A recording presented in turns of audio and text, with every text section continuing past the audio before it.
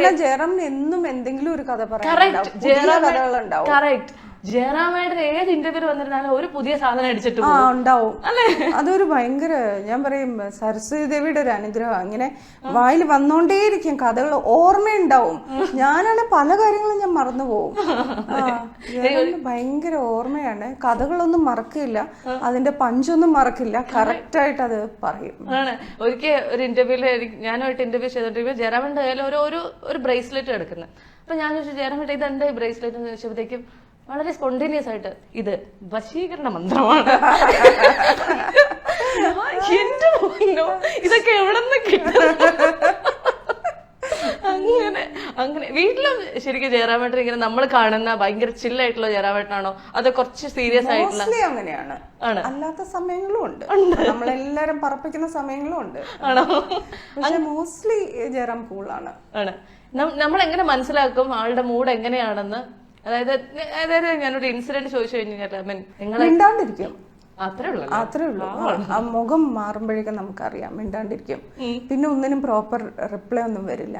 അപ്പൊ പിന്നെ ഞങ്ങൾ ഒതുങ്ങി അങ്ങ് പോയേക്കും വേറൊരു സൈഡിൽ. അത് തന്നെ കൂൾ ഡൗൺ ആയിട്ട് പിന്നെ പഴയ പോലെ. ജയറാമിന് കുറെ സമയം അങ്ങനെ ഇരിക്കാനും പറ്റില്ല. ജയറാമിന്റെ സ്വഭാവം അനുസരിച്ച് കുറെ നേരം അങ്ങനെ ബലം പിടിച്ചൊന്നും ഇരിക്കാൻ പറ്റില്ല. പെട്ടെന്ന് കൂൾ ഡൗൺ ആയിക്കോളും. ഞാൻ ചോദിക്കുന്നത്, നിങ്ങളുടെ ലവ് സ്റ്റോറി ഇപ്പൊ ഒരു സിനിമ ആക്കാമെന്ന് തീരുമാനം എടുത്തു കഴിഞ്ഞാൽ അങ്ങനെ ആരെങ്കിലും എപ്പോഴെങ്കിലും അപ്രോച്ച് ചെയ്തിട്ടുണ്ടോ? ഇല്ല, അതിന് അത്ര ഭയങ്കര ലവ് സ്റ്റോറി ഒന്നും അല്ലല്ലോ. അതിനെ നമുക്ക് കുറച്ച് മറ്റേ മസാല ഒക്കെ ഇട്ട് കഴിഞ്ഞാൽ ഗംഭീരാക്കാവുന്നല്ലേ ഉള്ളൂ.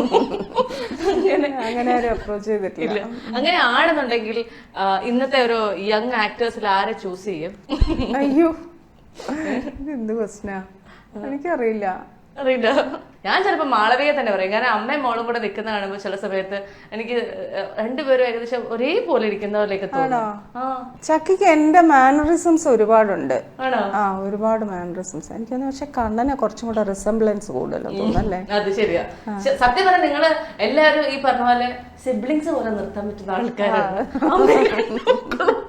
അമ്മ അച്ഛനും മക്കളും. സത്യം. അങ്ങനെ ഞാനിങ്ങനെ ഇങ്ങനെ പോരുന്ന വഴിക്ക് ഇങ്ങനെ കണ്ണന്റെ ആദ്യത്തെ സിനിമ എന്റെ വീട് അപ്പൂന്റെ തൊട്ട് ആലോചിക്കായിരുന്നു. അതിനകത്ത് നമ്മൾ കണ്ട ഭയങ്കര ചബ്ബിയായിട്ടുള്ള സ്വീറ്റ് ആയിട്ടുള്ള കണ്ണൻ, അതില് ആ സിനിമയിൽ അഭിനയിക്കുമ്പോ നിങ്ങൾ ആരെങ്കിലും ഒരു നാഷണൽ അവാർഡ് ഒക്കെ എക്സ്പെക്ട് ചെയ്തു? ഒരിക്കലും പ്രതീക്ഷിച്ചിട്ടില്ല. നമ്മളൊരു നാഷണൽ അവാർഡൊന്നും പ്രതീക്ഷിച്ചിട്ടേ ഇല്ല. പക്ഷെ അതിന്റെ കഥ വന്ന് സഞ്ജു പറഞ്ഞപ്പോഴ് ജയറാമിന്റെ അടുത്ത് കാറിൽ വെച്ചിട്ടാണ് കഥ പറയുന്നത്.